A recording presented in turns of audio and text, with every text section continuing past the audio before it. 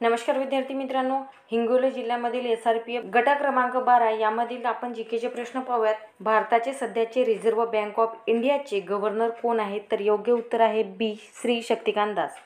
पुढचा प्रश्न, जागतिक पर्यावरण दिन दरवर्षी कोणत्या दिवशी साजरा केला जातो? तर योग्य उत्तर आहे डी 5 जून। प्रश्न क्रमांक 3, खेळाडू अमन सेहरावत कोणत्या खेळाशी संबंधित आहे? तर योग्य उत्तर आहे सी कुस्ती। पुढचा प्रश्न, गिंडी राष्ट्रीय उद्यान कोणत्या राज्यात आहे? तर योग्य उत्तर आहे सी तमिळनाडू। पुढचा प्रश्न, प्लेइंग इट माय वे हे पुस्तक कोणाच्या आत्मचरित्रावर आधारित आहे? तर योग्य उत्तर आहे डी सचिन तेंडुलकर। पुढचा प्रश्न, खालीलपैकी कोणाला भारताच्या हरित क्रांतीचे जनक म्हणून ओळखले जाते? तर योग्य उत्तर आहे ए श्री M.S. स्वामीनाथन। पुढचा प्रश्न, मांजरा किंवा मंजिरा ही कोणत्या नदीची उपनदी आहे? तर योग्य उत्तर आहे ए गोदावरी नदी। गोदावरी नदीच्या आणखी उपनदी आहेत मित्रांनो, सिंधफणा, दुधना, पेनगंगा, प्राणहिता, पूर्णा आणि कृष्णा नदीच्या पण उपनद्या आहेत मित्रांनो, कोयना, वारणा, वेण्णा, भीमा, पंचगंगा, तुंगभद्रा आणि गंगा नदीच्या उपनद्या यमुना, गोमती, शोण, गंडक आणि यमुना नदीच्या उपनद्या चंबळ, सिंध, केन, बेटवा। पुढील प्रश्न, संगणकाच्या जगात CPUचा अर्थ रिकामी जागा आहे। तर योग्य उत्तर आहे बी सेंट्रल प्रोसेसिंग युनिट। पुढचा प्रश्न, लोकसभेचे सदस्य होण्यासाठी किमान वयोमर्यादा आवश्यकता आहे? तर योग्य उत्तर आहे बी 25 वर्ष। राज्यसभेचे सदस्य होण्यासाठी किमान वयोमर्यादा हे 30 वर्ष पाहिजे आणि राष्ट्रपती होण्यासाठी किमान वयोमर्यादा 35 वर्ष पाहिजे। प्रश्न क्रमांक 10, अरुणाचल प्रदेश राज्याची राजधानी कोणती? तर योग्य उत्तर आहे बी इटानगर।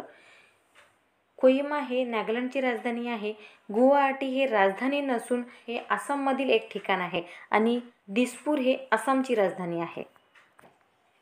क्रमांक 11, कोणत्या देशाने सन 2024 मध्ये 32वी आंतरराष्ट्रीय अर्थशास्त्रज्ञ परिषद आयोजित केली आहे? तर योग्य उत्तर आहे ए भारत।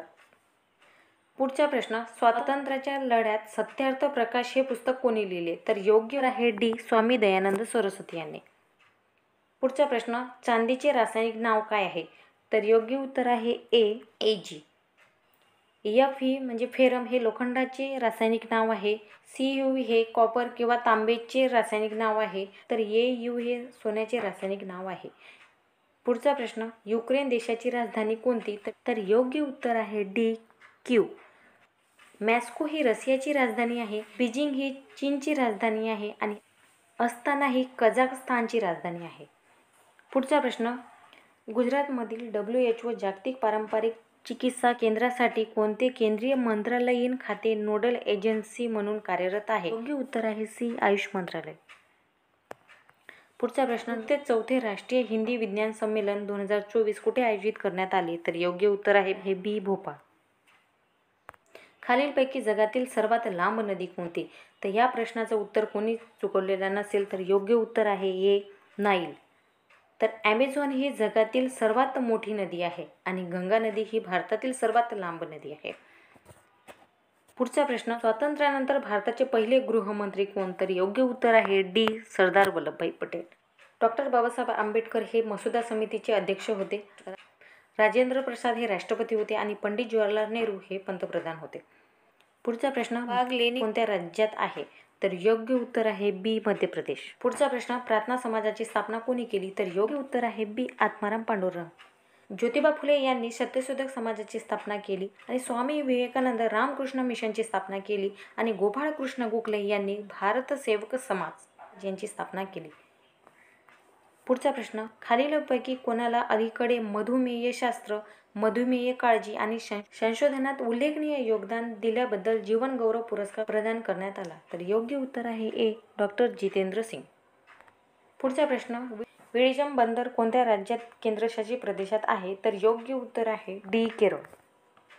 पुढचा प्रश्न, कोणत्या रासायनिक मिश्रणाला हसण्याचा किंवा हसवणारा वायू म्हणतात? तर योग्य उत्तर आहे बी नायट्रस ऑक्साईड। पुढचा प्रश्न, ओगासावरा बेट साखळी कोणत्या देशाशी संबंधित आहे? तर योग्य उत्तर आहे बी जपान। पुढचा प्रश्न, इंडियन इन्स्टिट्यूट ऑफ सायन्स कोणत्या शहरामध्ये आहे? तर योग्य उत्तर आहे ब बेंगळुरू।